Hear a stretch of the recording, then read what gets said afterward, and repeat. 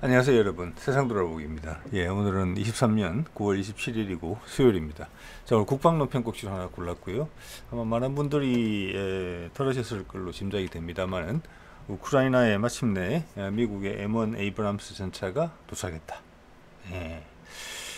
있는데 첫 반응 자체는 좀 모르겠어요. 국내에 어떻게 지금 보도가 되고 있는지, 또 유튜버들은 어떻게 다루고 있는지는 모르겠지만 지금 반응은 좀 애매하다, 어중간하다, 이런 느낌이 좀 많아요. 제 생각에도 상당히 상징적이다.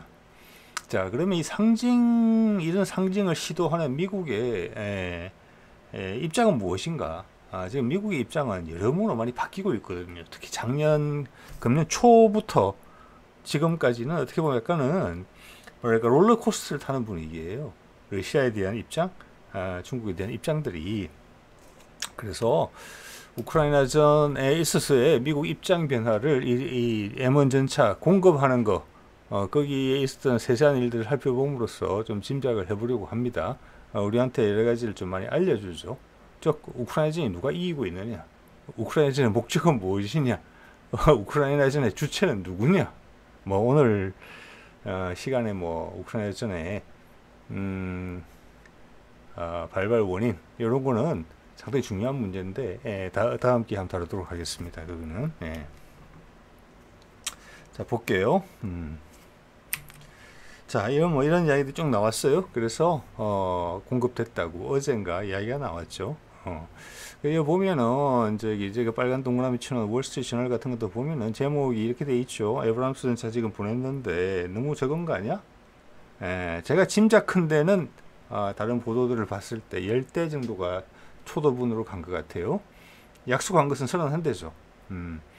10대가 갔는데 그걸로 전황이 바뀌겠느냐, 이런 거죠. 또 너무 늦었지 않느냐. 이런 게 이야기인데, 전반적으로 이런 느낌을 이제는 누구라도 이야기할 수 있는 그런 분위기가 좀 됐다고 봅니다. 그리고 전쟁을 계속 지속시키겠다는 것인가. 이건 누가 봐도 뻔한 카드인데, 이걸 보냈다고 그래서 미국이 우크라이나전에 대해서 반드시 지켜내겠다. 우크라이나가 원하는 고토 회복을 반드시 시켜주겠다. 믿어라. 그런 상징이냐? 그건 아니다. 그건 왜 보냈느냐, 이거를. 한 대 100억씩 쳐도 지금 3천억이잖아요. 그러면 전력에도 도움도 안 되는 걸, 게다가 레오파르드나 치프10, 죄송합니다, 챌린저 전차처럼 계속 파괴돼서, 그런 사진만 노출되면 내년 선거에 도움도 안 되고 오히려 나쁜 쪽으로 대중들의 관심이 환기될 수 있다. 그렇지 않아도 지금 어려운 경제 사정에 우크라이나에 돈을 많이 쓴다고 미국 내 민심도 조금씩 안 좋아지고 있는 상황인데 이제 노출되니까, 자, 그런 복잡한 상황에서 왜 이런 선택을 했을까? 미국의 전략은 무엇인가, 이런 걸 조금 한번 볼 필요가 있어요. 제가 봐서 결론을 먼저 말씀드려보자면은, 제가 봐서는 미국은 전략이 지금 없습니다. 전략이 없고, 바이든 개인의 어떤 아집, 이런 걸로 지금 미국의 국제 전략이 이끌어지고 있어요. 지난 1년, 2년간 미국한테 아주 큰 손해를 끼치고 있다고 봅니다. 자, 이러다가 또 어떤 예측 불가한 어떤 다른 선택을 내놓을지도 몰라요. 볼게요. 자, 이 탱크가 오게 된 것은 이거죠. 금년 1월 이제 미국이 다른 나토 우방국들을 설득을 해서 배정을 해준 셈이에요. 제가 보기에는 도합 64대, 64대인데 미국이 31대, 독일은 레오파르드 14대, 캐나다도 레오파르드 5대, 영국 챌린저 14대. 자, 독일이 전체 가지 숫자가 266대 중에 14대 보냈고, 캐나다는 한 5% 정도 되죠. 영국 같은 경우도 227대 중에서 14대를 보내는 거예요.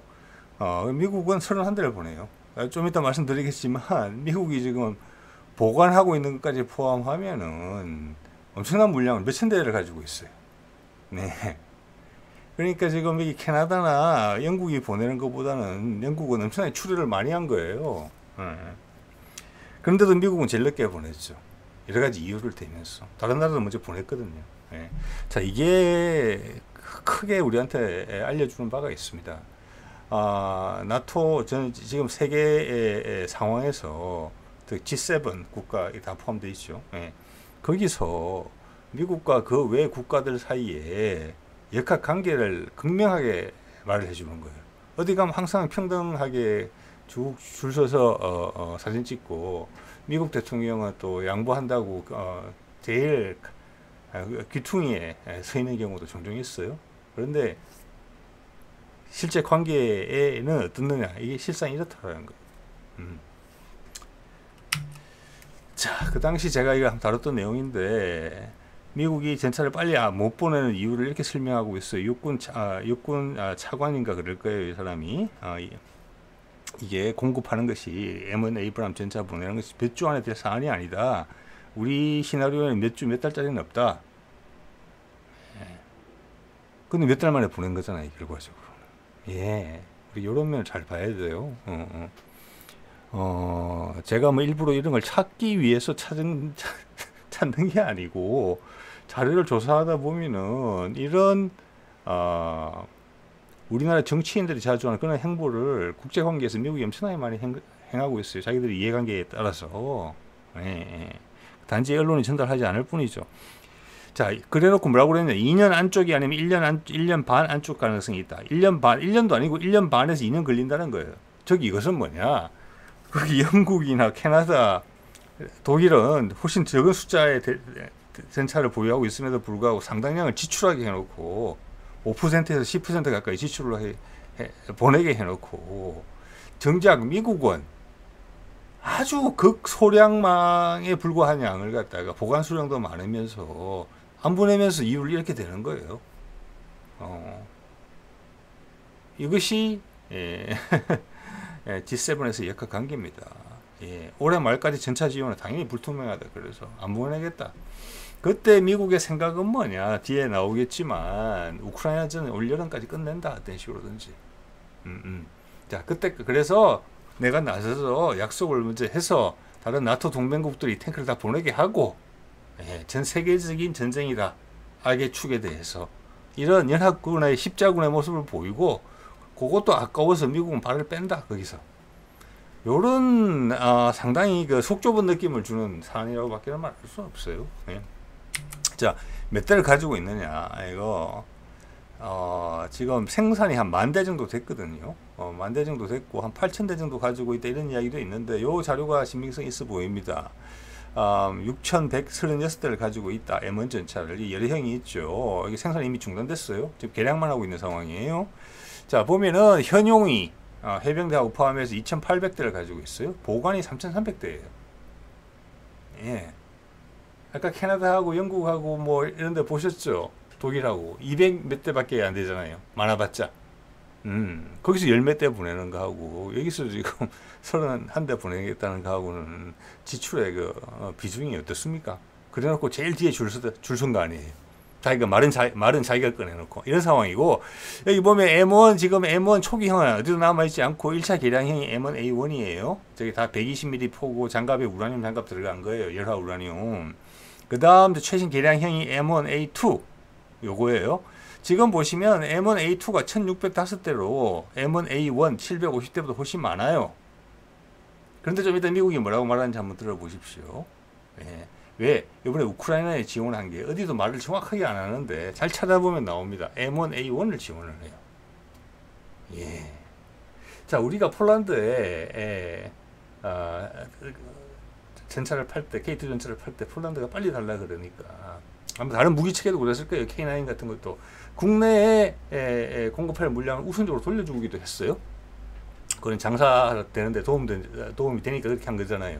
그런데 이게 하루에도 지금 몇백 명이 죽어나가는 우크라이나 전선에서 미국이 선도적으로 지금 거기서 대장 노릇을 하면서 진두지휘하고 있는데, 이 2,836대 전차, 그 중에서 M1A2 현재 주력이 최강 전차를 30대, 10대 지금 뺏어 보냈는데, 뒤에 건 두고 봐야 되죠. 21대도 추가로 지원될지는. 그게 그렇게 어려운 일일까요? 자, 이게 이제 DOD 미국 국방부에서 나온 뉴스예요. 예, 제일 확실하다고 봐야 되겠죠. 이게 5월달 기사거든요. 그때 이 내용을 보면 3월에 결정을 했다는 거예요. M1 보내기로. 아까 2월달에 한 달 전에 2월에 뭐라고 그랬습니까? 육군 차관이 우리는 1년 안에 못 보내라고 이야기했었어요. 분명히. 근데 3월에 보내기로 결정한 거예요. 이게 무슨 말입니까? 2월 한 달 사이에 미국이 다른 판단을 했다는 거예요. 우크라이나전에 대한 생각을 바꿨다는 거예요. 예. 자, 이전까지는 지금 젤렌스키가 미국이 확실히 밀어주는 줄 알고 반격을 생각하고 있었거든요. 충계 대공세를. 그런데 2월 달에는 미국이 이걸 말렸어요. 무기를 지원해주지 않으면서 생색만 내면서. 그러면서 중국으로 집중하려는 움직임이 있었어요. 우크라이나전에서 계속 협상을 하고 있었거든요. CIA 국장이 1월 달에 러시아를 가서 푸틴을 만났다는 기사도 나오긴 했잖아요. 미국이 확인을 해주지는 않았지만. 그런데 그 사이에 뭐가 틀어진 거죠. 즉, 그 협상이 잘 안 됐다. 서로 욕심에 맞지 않았다. 그거예요. 그래서 다시 우크라이나전을 더 길게 끌고 가야 되겠다라고 판단이 바뀌었다는 거예요. 2월에. 그래서 3월에 다시 보내자. 라고 봤더니 M1A2보다는 M1A1이 더 나을 것 같아서 시간이 적게 걸릴 것 같아서 이걸 했다. 이렇게 이야기를 해요. 예. 뭐라고 하느냐? 기존에 이제 창고에 쌓아뒀던 걸 계속 꺼내서 개량을 하는 형식이거든요. 그래 하려고 했는데 시간이 많이 걸릴 것 같아서 M1A1 기존에 이미 개량이 되어 있던 걸 먼저 골라서 보냈다. 이렇게 설명을 하긴 했어요. 예. 저 같으면은 전력이 조금이라도 만약 보탬이 된다 그러면 미군용으로 쓰고 있는 걸 좀 뺏어주면 되죠. 그게 독일이 했던 일이고 영국이 했던 일이고 캐나다가 했던 일이에요. 창고에 있는 거 끄집어내서 고쳐서 보낼 게 아니고 이미 몇천 대 가지고 있잖아요. 그 중에서 10대 빼는 게 그렇게 어렵겠습니까?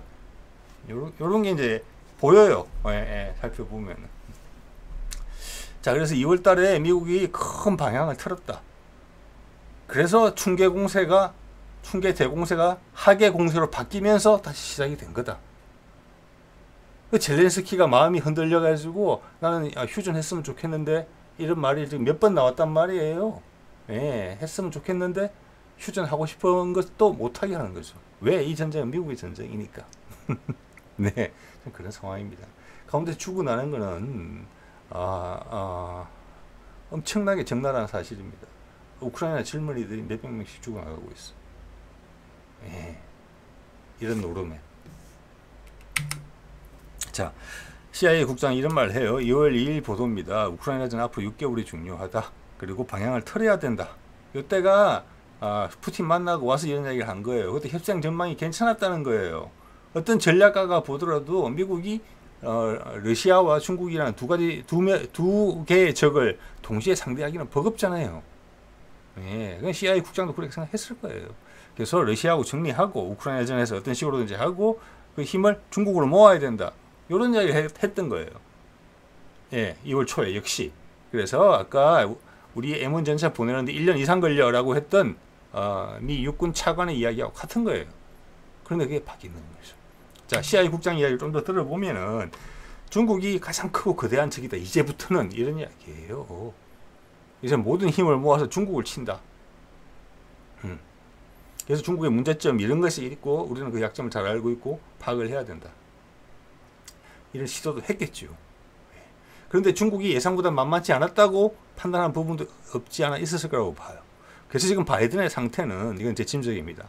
이러지도 못하고 저러지도 못하고 어중간하게 된 거예요. 즉 푸틴이 협상에서 만만치 않고 그 요구 조건을 들어줄 수가 없고 중국은 대충 이 정도 때리면 무너질 줄 알았는데 안 무너지더라. 그래서 지금 어설프게 양다리가 걸쳐져 있는 거예요. 미국한테 상당히 불안정한 상황이죠. 바이든의 신경은 예민해지고. 저는 밑에 수하들이 그의 지금 의중을 꿰뚫고 있지 못하다고 봅니다. 예.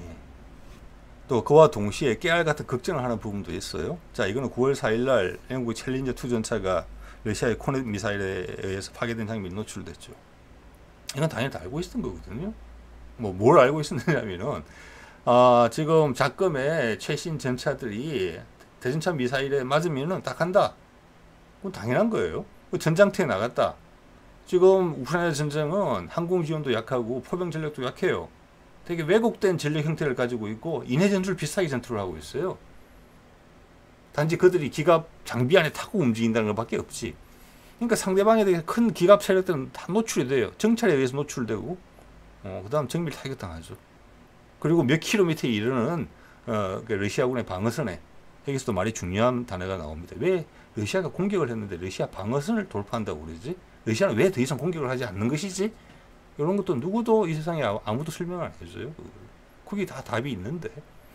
자, 이런 것은 지금 우리도 이제 뭐 밀떡들이나 이런 사람들이 그런 걸 가지지만 자기 국방력의 상징으로 얘기해줘요. 자, 이 탱크가 파괴된 모습을 보면 내 자존심이 뭉개지는 것 같단 말이에요. 자, 선거를 앞둔 정치인 입장에서는 이런 모습 절대 안 보이고 싶은 거죠. 네. 그래서 영국도 국방장관이 나서서 이거 폭파된 건 맞다. 사진이 지금 조작된 건 아니다. 가짜. 네? 그리고 뭐 다른 탱크 갖다 놓고 이렇게 뭐 장난친 것도 아니다. 파괴된 건 맞다라고 인정할 정도잖아요. 이것을 지금 M1 탱커 많이도 안 보내고 10대 지금 우선 보낸 것으로 파악이 되는데 그게 이런 모습이 연출될까봐 지금 미국은 노심초사하는 거예요. 이걸 보내면서도. 예. 만에 하나 이거 나와서 미국 국민들이 다 돌려보면은 바이든의 내년 선거에 엄청난 악영향을 끼치고 엄청난 정치적 공세를 받겠죠. 지금 저 공화당 쪽에 지금 대선 후보들은 뭐 거리를 찾기 위해서 현안이 되어 있잖아요. 그런 거 걱정이 되니까 이거 열대를 주면서도 조심스러워 한 거예요. 그런데 어떻게 했습니까? 레오파르드 2 전차 이 사진이죠. 예. 이렇게 망가질 때는 이런 방법 언급도 없던 미국이 이번에 M1 전차를 보내면서 뭔가 이야기를 한 것 같습니다. 또 저는 경험이 있었기 때문에 또 특히 이야기를 했는지 모르겠어요. 예, 그 이야기를 했다는 게 이렇게 파악이 되는 거예요. 이게 뭐냐면 이제 프랑스 24라고 거기 프랑스의 국영방송 비싼 곳에서 영어로 하는 방송이 있어요. 여기 좀 탱크 왔다는 소식을 전하고 있는 거거든요. 이 사람의 밑에 이제 지금 다 실리지는 않았는데 뭐 그러면 여러 장을 지금 보여드려야 돼서 이 내용을 제가 이제 정리를 해보면 이렇습니다. 우크라이나 군이 이런 이야기를 했다는 거예요. 이 기자한테 뭐라고 하느냐. M1 전차 투입에는 되게 신중할 거다. 예. 쉽게 파괴되지 않게. 예. 전력에 큰 도움도 안 되는, 어떻게 보면은 뭐 다 투입된다 그러면 지금 우크라이나전 상황에서 뭐 2, 3일 만에 다 소진될 수도 있는 물량일 수도 있어요. 근데 그걸 그렇게 하지 말라고 언질이 있었음을 암시한다고 저는 봅니다. 예, 이런 말 할 이유가 없잖아요. 즉 적나라 이렇게 이야기하지 않았지만 프랑스 기자의 이야기는 지금 전력에 도움이 안 되는 열대를 줘놓고 이걸 되게 소중히 다뤄라. 예? 언론에 나와서 막 이상한 모습이 이 사람들이 막 웅성거리는 그런 모습을 노출하면 안 된다. 이런 언지를 줬다는 분위기를 풍기고 있죠. 예. 그리고 게다가 며칠 전에 이제 젤렌스키가 미국을 방문했을 때 바이든이 젤렌스키한테 우리가 AT킴스를 주겠다 이렇게 이야기를 했어요. 저는 이거 참모들이 깜짝 놀랐을 거라고 보고 이건 참모들과의 논의 없이 나왔다. 저는 이렇게 짐작을 합니다. AT킴스는 300km의 사거리를 가지고 있고 탄도 중량도 커요. 예, 탄도탄이에요 그냥. 지금까지는 젤렌스키가 뭐 수단도 없지만 주어진 것도 러시아 내부를 공격하는 부분에 있어서는 미국의 강력한 통제를 받고 있고 미국과의 협의하에 했을 거예요. 아마 미국이 시키는 대로 하는 거죠. 그래서 가끔 러시아를 공격한다든지 뭐 최근에 뭐 해군 사령부를 폭격한다든지 하는 그런 부분의 장사정거리에서 그거는 미국이 주도한 거라고 저는 보고 행동은 이제 우크라이나군이 하겠죠. 그건 상당히 심리전적인 요소예요. 상대방의 전력에 심각한 타격을 준다는 그런 내용이 아니고, 근데 AT킴스가 들어가면은 상대방의 전력에 타격을 주게 돼요. 자, 그리고 지금도 그런 러시아 내부로 공격을 받게 되면 러시아는 바로 2배, 3배짜리 반격을 바로 해버려요. 그러면 지금 AT킴스를 몇 발 쐈다. 그래서 러시아가 심대한 타격을 입었다. 그러면 러시아가 보복을 몇 배를 해야 되는데 어떻게 해야 되겠느냐. 그것은 꼭 확전을 의미한다. 이런 이야기를 워싱턴 일부에서 했다. 그런데 바이든은 일단 이 말을 뱉었단 말이에요. 작년에 노드스트림 건도 그렇단 말이에요. 우크라이나전에서 러시아한테 압박을 가하기 위해서 우방국의 파이프라인을 폭파한다. 그래서 미국 첩보부 내부에서 제보자가 나온 거 아니에요. 그래서 우리는 뉴스타파 같은 독립 언론에다가 탐사 기자한테다가 그걸 까발린 거잖아요. 이걸 이해할 수 없다고 해서. 이것도 거의 유사한 사안이에요. 즉 이것은 지금 바이든이 이성적으로 행동하지 않다는 거예요. 협상을 하려고 했겠죠, 푸틴하고. 근데 푸틴의 요구 조건을 들어주기가 자존심이 상한 거죠. 예. 그리고 중국도 요 정도 하면은 항복하겠지 했는데 그걸 극복해낸단 말이에요. 그래서 분노하고 있는 거예요. 평정심을 잃었어요, 지금. 부하들의 말을 안 듣고 있다, 이렇게 보인단 말이에요. 예. 그런데 이 말을 이미 뱉었기 때문에 바이든은 큰 실수를 한 거예요. 왜냐? 이걸 주던가, 실제적으로 주기는 저는 상당히 어렵다고 봅니다. 예. 두 번째는 안 주면서 이 말을 번복해야 돼요. 그것은 곧 바로 패배를 이야기하는 거거든요. 예. 다른 전환과 덧붙여 봤을 때 경솔함이죠. 이렇게 되면은 이거는 어차피 언젠가는 협상으로 끝날 수밖에 없어요. 그 협상에서 또 하나 잃을 게 더 많아지는 거예요. 러시아와 중국을 동시에 적으로 삼아서 상대할 수 있습니까? 아니잖아요. 지금 근데 진짜 하고 있는 건 그렇게 하고 있어요, 지금. 예. 자, 여기서 갑자기 돌발적인 선택을 할 수가 있어요. 상황을 악화시키는 쪽이든 아니면 바로 희한하게 항복을 하는 쪽이든. 아프간에서 빠져나올 때도 그렇게 빠져나왔잖아요. 준비 제대로 하지 않고. 예. 미국의 이해가 없는 곳에서는 더 이상 우리는 미군을 주둔시키지 않겠다 그러면서. 그래서 여러 나라들이 벙쪘지 않습니까? 예. 그런 식으로 길러낼 가능성이 저는 더 많다고 봅니다. 예. 그 과정에서 북한이 엮여 들어갈 수가 있어요. 지금 바이든이 가지고 있는 카드는 북한밖에 없거든요. 종전선언을 하는 거. 그렇게 되면 자동으로 러시아랑 종전을 화해를 하는 거예요. 예. 자, 그러면 그걸 띄우면서 우크라이나전은 그 분위기에 묻으면서 빠져나올 수는 있게 될 거예요. 그래서 러시아가 푸틴이 북한과의 관계를 더 끈끈하게 하는 걸 확 보여준 겁니다. 그것은 여러 가지가 있어요. 미국이 북한을 통해서 이 난국을 돌파하려는 거, 전 세계적으로 어떤 전쟁 분위기를 불러일으키면서 그런 가능성을 차단하는 측면도 있고, 두 번째는 뭐냐, 네가 중국의 러시아와의 손을 잡기가 싫으면 북한과의 손을 잡아라. 그것도 우리한테는 좋다. 그런 두 가지 메시지를 동시에 던진 겁니다. 그래서 제가 바이든의 입장으로 생각을 해봤을 때 그것은 상당히 매력적인 카드예요. 지금 이성을 잃을 정도로 자존심이 많이 상해 있는데 그 과정에 출구를 준 거거든요. 출구를, 북한이라는 출구를. 예. 그래서 이거는 상당히 괜찮은 수다, 이렇게 봅니다, 저는. 양쪽한테 다. 자, 이게 에이테킴스예요. 우리도 이런 거 개발하고 있죠. 우리는 이제 지상 발사하는 건 성공했고 그 개발은 끝났어요. 그것을 이제 이동 발사대에서 발사할 수 있게 이제 추가 개발을 하고 있는 상황인데, 그것은 당연히 첨우를 이야기하는 겁니다. 이거예요. 자, 이러면 이제 저렴한 버전의 현무 탄도탄이 되는 거고, 사거리는 당연히 300km 이상을 보고 있겠죠. 자, 이게 이제 최고 속도가 마하 3 이상인데 기본적으로 탄도탄이거든요. 그래서 이것도 요격이 그렇게 어렵지는 않을 거예요. 속도가 극초음속이 아니거든요. 그래서 얘도 감 잡으면 그렇게 치명적이라고 볼 수는 없을 것 같아요. 상대방이 이걸 준비를 하고 기다리고 있다 하면은 러시아의 방공망은 그 정도는 된다고 봅니다. 예. 지금 하이마스 같은 것도 제가 봤을 때는 많은 경우에 있어서 요격을 해내는 것 같거든요. 예.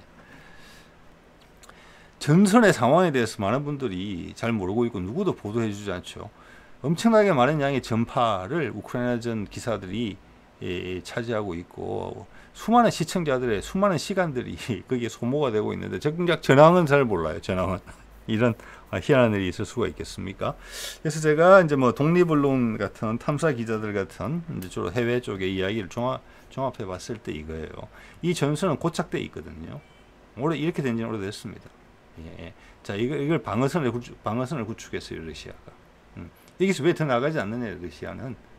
예, 목적을 달성했기 때문에 더 안 나가는 겁니다. 여기에 있는 몇몇의 공화국들은 옛날에 크리미아 반도처럼 러시아 쪽에 훨씬 가까운 사람들이고 러시아 사람들일 수도 있어요. 예, 예, 예. 그러니까 예전에 이제 구소련이 붕괴하고 우크라이나가 떨어져 나오는 과정에서 좀 애매하게 됐던 지역이에요. 그래서 몇 개 공화국들이 있죠. 지금 이제 러시아가 합병한 지역. 그 나라 사람들이 자기들끼리 투표해가지고 우크라이나에서 독립하고 독립국가 선포한 다음에 자기 투표라는 과정을 거쳤어요. 그리고 러시아로 합병되는 절차를 밟은 거예요. 예. 자. 서구는 당연히 그렇게 보지 않겠죠. 예. 그리고 우크라이나를 재무장시키고 쿠데타를 통해서 젤렌스키를 앉힌 거는 미국 세력의 힘이거든요. 왜? 그 전에 정당한 절차를 밟아서 대통령이 된 사람이 되게 미국과 러시아 사이 중립적인 입장을 취했단 말이에요. 근데 여기는 되게 러시아 입장에서는 전략적으로 중요한 위치를 가지고 있는 곳이거든요. 미국 쪽에서는 그걸 당연히 친러적인 정부라고 봤을 가능성이 크죠. 그렇게 돼서 우크라이나 전쟁이 시작된 거예요. 예, 그 실마리를 제공한 것은 러시아로 가고 싶었던 이 동부 지역이고. 예. 자, 그래서 저 지역을 다시 수복했기 때문에 러시아는 더 이상 진군을 안 하는 거예요. 그럼 협상을 기다리는 거예요. 그래서 저기에 방어선을 차린 거예요. 공격을 해놓고. 수세에 몰려서 그런 게 아니에요. 확전의 의사가 없어요. 자기들의 군사적인 목적은 달성했어요. 근데 이쪽에서 계속 공격을 하는 거잖아요. 우크라이나는 스스로 힘은 없어요. 미국의 돈과 무기, 그리고 미국의 입장에 따라서 전선이 강화됐다가 약화됐다가 막 이러는 판이에요. 아까 그 말씀을 드린 거잖아요. 금년 초에는 협상 중이니까 러시아하고 미국이 우크라이나는 공격하고 싶은데 충계 대공세하고 싶은데 못하게 한 거예요. 무기도 안 주고 여러 가지를 제약했겠죠. 그러다가 이제는 우크라이나가 아보다 더 힘 빠지고 피해가 너무 커. 지금 사상자가 50만 명에 이른다라는 확인 안 된 보도가 나오고 있어요. 자, 저러면 사망자가 한 10에서 20만 정도 될 수가 있어요. 그 이야기 좀 더 드리겠습니다. 그래서 이제는 젤렌스키가 나 이제 협상하고 싶다. 이거 너무 오래됐다. 우리 피해가 너무 크다. 예. 그랬더니 이제는 미국이 아니야. 지금 우리 리듬에서는 이게 공세를 더 강화해야 될 것 같아. 그래서 충계 공세는 우크라이나가 원하는 충계 공세는 미국의 지원이 없으니까 못했고, 이제는 그만하고 싶은 우크라이나에다가 돈과 무기를 더 갖다 앵기면서 그 충계 공세를 미국이 원하는 하계 공세로 만들어서 했고, 많은 젊은이들이 죽어나가는 거예요. 왜 이 긴장을 강화시킬 필요가 있으니까. 미국이 이 전쟁을 이기겠다는 게 아니에요. 이게 우크라이나군이 지금 상당히 왜곡된 전력을 갖고 있거든요. 항공 전력이 거의 없어요. 헬기를 포함해서 지원해 주지 않죠. 그거는 말만 하고. 장거리 포병 전력도 별로 없어요. 있는 거는 그냥 보병하고 기갑 여단 이런 거예요. 상대방은 이걸 다 가지고 있잖아요. 그러니까 인해전술이라는 거예요. 무모한 진격이에요. 수킬로미터 있는 지뢰지대. 그다음 정밀 포격. 우크라이나군 피해가 훨씬 크죠 지금. 그래놓고 뭐 지지부진하다, 예상반 못하다, 그러다가 가끔 뭐 돌파를 좀 했다, 그런 이야기 나오지만 사실관계 확인 안 되잖아요. 그게 실제 돌파를 해서 어떤 군사적인 성과를 냈으면은 아마 전 세계의 유튜브하고 뉴스에 온통 그 기사가 났을 거예요. 우크라이나 깃발 휘날리는 거, 그리고 뭐 러시아 깃발 짓밟는 이런 것들이. 그런 거 연출 안 되잖아요. 그러면서 이제 최근에 그 북해 뭐 해군 기지 러시아 지도부를 뭐 사령부를 폭파한 것에 대한 보복으로 러시아가 지금 오데사 지역을 포격을 했어요. 저기는 항구입니다. 항구고 우크라이나의 곡물 수출에 중요한 곳이에요. 그래서 곡물 저장 시설도 공격을 했더라고요. 민간 시설임에도 불구하고. 자, 이것은 북해 그 곡물 합의, 그게 서방 측에 엄청나게 타격을 줄 수 있는 사안임을 우리가 알 수가 있어요. 지금 석유 감산했죠. 사우디하고 손잡고. 그리고 얼마 전에 제가 다뤘지만 경유 수출 중단. 요거는 곡물 수출 중단을 의미하는 거예요. 전 세계에 지금 곡물값이 폭등을 하게 돼 있는 거잖아요. 예. 그런 식으로 계속 압박을 가하고 있어요. 미국이 오래 지탱할 수 있는 전쟁이 아니에요. 먼저 발을 뺐었어야 되죠. 뭔가 협상에서 미국이 이건 전혀 아니다 라고 했던 부분이 있었죠. 자, 그것을 전선에서의 누가 우세냐 누가 열세냐 그걸로 협상이 결정되는 부분이에요. 그래서 다시 밀어붙이겠다는 거예요. 그렇지만 미국도 이기지 못한다는 걸 알고 있고 미국 자체가 피로감을 느끼고 있거든요. 자, 그 피로감이 일반 대중들한테 잘 전달될 수 있도록 푸틴이 작업을 하고 있는 거잖아요. 그래, 기름값 올릴게. 너 물가 계속 오르지? 그리고 인도 도와주고 중국 도와주고 그러면서 자기들은 금수 조치 다 극복하고 좀 있으면 이제 빵값까지 오를 거야. 이런 이야기를 하는 거예요. 그럼 너 내년 대통령 선거해야 되잖아. 어떡할 건데? 지금 다시 트럼프가 나올 가능성이 높아 보이는데 자존심 강한 자네가 그걸 버틸 수 있겠는가? 이렇게 이야기를 하고 있는 거예요, 지금. 자, 그래서 아까 전사자 말씀을 드렸는데 이게 이제 좀 시간이 지났죠. 그때 미국이 기밀 문서 공개된 거 범인 잡혔죠. 뭐 이 기밀 문서를 미국이 부정하지 않았어요. 이 내용은 사실이에요. 3월 1일 기준 금년도 러시아 전사자, 이 전사자예요. 16,000, 17,000, 우크라이나군 전사자 6만에서 7만. 자, 그러면 지금 하계 대공세 반격을 가하고 나서 우크라이나 전사자는 최고 이거보다 2배가 된 거예요. 그 기간에. 그렇게 봐야 돼요. 총 사상자가 50만 명이 됐으니까 사망자는 15만에서 한 20만 정도 된다고 볼 수 있는 거 아니겠습니까? 그럼 이거 2배 정도 된다고 이야기할 수 있는 거예요. 예. 이걸 감내하면서 전쟁을 하고 있는 거예요. 지금. 자, 그 당시 얼마 전에 이제 마크 밀리 미 합참 의장이 이제 그만두는 것 같아요. 얼마 전에 이제 중국의 그 스파이 드론이 사실 스파이 드론이 아니다라고 자백한 그 사람이죠. 이 사람이 작년 22년 10월에 뭐라고 그랬느냐? 러시아 전사자가 10만 명이 넘어. 그렇게 이야기했어요. 근데 정작 자기 기밀 내부 보고서에는 보니까 사망자 16,000명이에요. 이런 거예요. 예. 우리는 어느 쪽 이야기를 더 많이 접합니까? 언론을 통해서. 당연히 미국 이야기를 많이 접하죠. 예. 그래서 지금도 뭐 러시아전 상황에 대해서 되게 왜곡된 시각을 갖고 있는 경우가 많을 거예요. 자, 그래서 이제 아까 잠깐 말씀을 드렸지만 이 기밀 문서 내용을 그때 제가 정리해서 한번 이제 영상을 만든 적이 있는데 그 첫 번째 내용이 이런 게 있었어요. 23년 2월에 우크라이나가 충계 공세를 시도한다면 우크라이나군의 전력 확충과 전력 유지 제한 요인으로 성과가 제한적일 수 있다고 우크의 경고. 이건 자기들 지원 안 해줬다는 것이고 미국이 충계 공세 할 필요가 없다. 그때 협상 중이었으니까 협상이 잘 될 것 같았겠죠. 이거예요. 자기들이 지원해주지 않아놓고 우크라이나군의 전력 확충과 전력 유지가 충분치가 못하다고 얘기를 한 거예요. 예, 지금도 우크라이나가 전쟁을 이길 수 있는 전력을 제공해주지는 않아요. 예, 단지 어떤 상징의 게임을 하고 여론전을 할 따름이죠. 예, 그것을 미국이 전 세계 여론전에서 러시아보다 훨씬 우위에 있으니까 실상이 왜곡되는 거죠. 그러다가 이제 바이든이 다시 한번 불이 붙어서 폭발을 해서 경로를 해서 다시 이 전쟁에 불을 붙이고 있는 거죠. 예, 확전의 가능성이 있는 에이테킴스까지 주겠다고 그냥 참모들의 말도 듣지 않고 내뱉은 것으로 짐작이 되는 그런 말까지 하고 있는 거잖아요. 지금 그렇기 때문에 그대로 갈 수 없어요. 미국 사람의 합리성을 봤을 때. 자, 그래서 지금 상당히 극한적인 순간으로 다다르고 있다 이런 생각이 들어요. 이걸 수습할 때 나 말 잘못했어 이렇게 지금 할 타이밍이 아니에요. 다른 대안을 찾아야 돼요. 예. 스스로 고조시킨 지금 위기예요.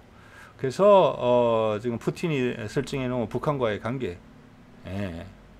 너의 선택을 해라. 너가 쉽게 선택할 수 있는 부분이다. 예. 네가 선택할 수 있는 부분이다. 미국과 북한이 너희 둘이 할 수 있는 일이다. 이게 바이든이 상당히 매력적으로 볼 수 있는 부분이 아닌가 이런 생각을 해봅니다. 예, 자 오늘 이 정도 하겠습니다. 예.